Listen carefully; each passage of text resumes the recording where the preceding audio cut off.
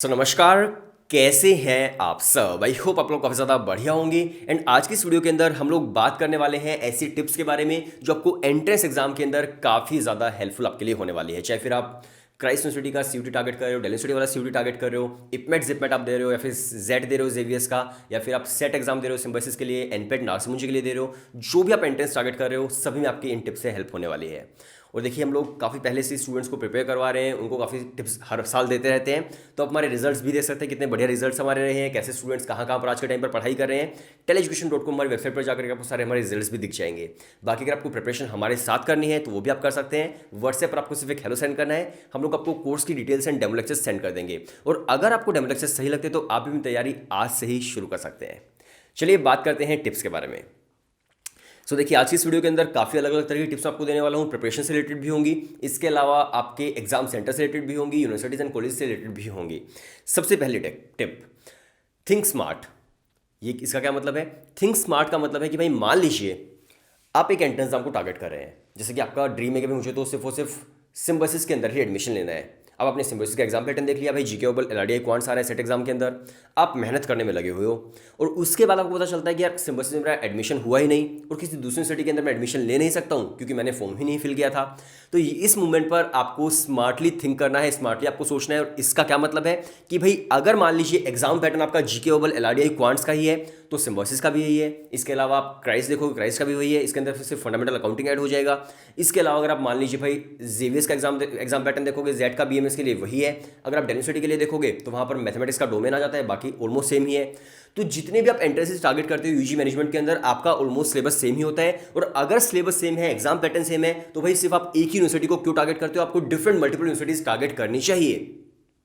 I hope चीज़ें clear हो गई जो मैं बोलने की कोशिश कर रहा हूँ, ठीक है? तो आप जब फॉर्म फिल करोगे तो सिर्फ एक यूनिवर्सिटी का फॉर्म फिल मत करना, अलग अलग यूनिवर्सिटीज़ का फॉर्म फिल करना। जब एग्जाम पैटर्न की बात आती है तो उस वक्त आपको थोड़ा स्मार्टली सोचना चाहिए कि हाँ, ये ऑप्शंस मेरे पास है, अगर एक में नहीं हुआ तो बैकअप मेरे पास होना चाहिए। तो इस चीज़ के बारे में आपको बहुत ज़्यादा ध्यान करना है। इसके अलावा अगर मैं बात करूँ तो देखिए, अब आप 12th क्लास के अंदर हो, अब तक आपने जो भी एग्जाम वगैरह दिए हैं उसके अंदर क्या होता है, सब्जेक्टिव बेस्ड आपका पूरा पूरा पेपर आता है जिसके अंदर आपको लिखना होता है लंबा लंबा लेकिन अभी जो आप यूजी मैनेजमेंट के अंदर घुसने वाले हो, आप बीबी बीएमएस आईपीएम वगैरह करना चाहते हो, तो जब भी आप उस एग्जाम को दोगे या फिर कोई भी एग्जाम दे रहे हो एंट्रेंस एग्जाम, तो जब भी आप कोई एंट्रेंस देते हो तो उसके अंदर आपका ऑब्जेक्टिव बेस्ड सारा का सारा क्वेश्चन पेपर होता है, यानी कि आपके एमसीक्यू बेस्ड आते हैं, राइट? तो उसके अंदर आपको पूरा पूरा लिखना नहीं होता है। तो अब आपको क्या करना है, आप जो भी चीज़ पढ़ाई करते हो 12th क्लास के अंदर, जो भी पढ़ाई कर रहे हो या फिर आप कुछ भी पढ़ाई कर रहे हो, भाई क्वांट्स, लॉजिकल रीजनिंग, वर्बल, कुछ भी पढ़ रहे हो, ठीक है? तो उसके अंदर आपको अपना जो माइंडसेट है वो ऑब्जेक्टिव बेस्ड तरीके से चलाना है कि लंबे आंसर्स के अंदर आपका दिमाग इस तरह से चलना चाहिए कि यार इसके अंदर क्या क्या एमसीक्यू बन सकते हैं। तो अगर आप उस तरह से हर रोज सोचते रहोगे तो आपके पास बहुत सारे मल्टीपल क्वेश्चंस आपके सामने ही आ जाएंगे, यार इस टॉपिक से ये क्वेश्चंस बन सकते हैं और इस तरह से क्वेश्चंस बन सकते हैं, राइट? तो सब्जेक्टिव चीज़ों के अंदर भी आप ऑब्जेक्टिव अपना दिमाग लगाने की कोशिश करो, अपना लॉजिकल माइंडसेट जो है उसको आप बनाने की कोशिश करो, वो आपके एग्जाम के अंदर काफ़ी ज़्यादा काम आने वाला है, ठीक है? पॉइंट नंबर 3, इसके अलावा देखिए, अब एक एग्जाम सेंटर की टिप। और बहुत बार ऐसा स्टूडेंट्स के साथ होता भी है कि स्टूडेंट जो होते हैं भाई बिल्कुल एंड टाइम पर ही पहुंचते हैं एग्जाम सेंटर के अंदर, कि जस्ट एग्जाम शुरू होने वाला है तब वो पहुंच रहे हैं। फिर उसके बाद वो लोग अपना नाम वाम फिल करते हैं अपने कंप्यूटर की स्क्रीन पर जा करके, फिर उसके बाद काफ़ी ज़्यादा टाइम लग जाता है। तो भाई आपको मैं बता देता हूँ कि आपको एग्जाम सेंटर पर थोड़ा सा जल्दी ही पहुंच जाना है, क्योंकि बहुत बार क्या होता है कुछ आपके डिवाइस के अंदर भी कुछ इशू आ सकता है आपके कंप्यूटर के अंदर।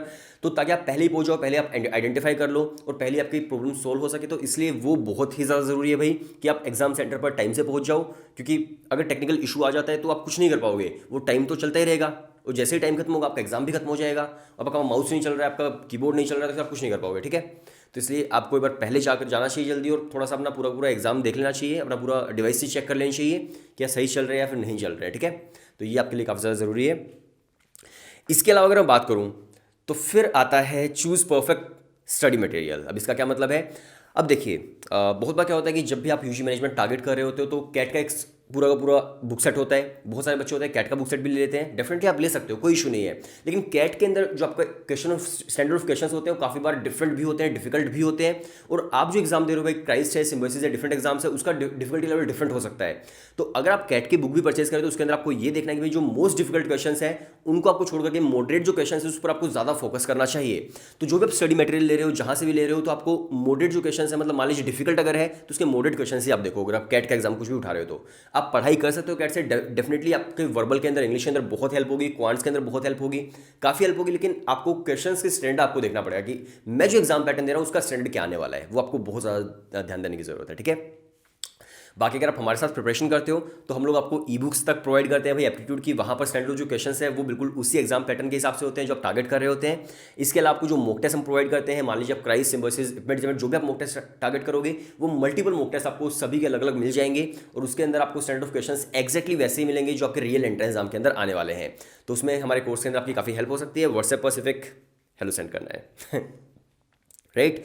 तो आपको स्टडी मटेरियल बहुत ही वाइजली चूज़ करना है। इसके अलावा अगर मैं बात करूँ तो देखिए फिर आता है mock test are very important. अब देखिए मॉक टेस्ट की वैसे में तो मैंने बात करी है अभी, लेकिन इंपॉर्टेंट क्यों है मॉक टेस्ट? तो मॉक टेस्ट बेसिकली इंपॉर्टेंट इसलिए है क्योंकि आपकी स्पीड बिल्डिंग उससे होती है। अब मान लीजिए आपने प्रिपरेशन बहुत बढ़िया कर ली है, आपने भाई प्रैक्टिस बहुत बढ़िया कर ली है और आपको लग रहा है कि मैं पूरा एग्जाम कर दूंगा, लेकिन जब आप रियल एंट्रेंस एग्जाम के अंदर बैठते हो आपको लगता है कि यार ये तो टाइम ही कम पड़ गया, मैंने तो कुछ ही क्वेश्चंस किए, टाइम ही खत्म हो गया यहाँ पर तो।